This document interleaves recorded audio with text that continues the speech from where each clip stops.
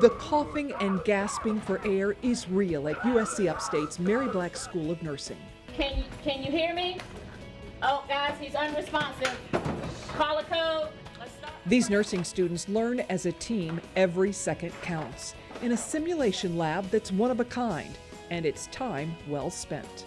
And our hospitals are hiring our graduates. So I think that is a testament to our reputation and the fact that we have an excellent curriculum and our students are well prepared. The nursing students are well prepared because this is the largest simulation lab dedicated to nursing in South Carolina. I'm Pamela Graham, celebrating 50 years at the University of South Carolina Upstate. Brought to you by Dr. Bill Stewart Cosmetic and Family Dentistry, congratulating USC Upstate on its 50th anniversary.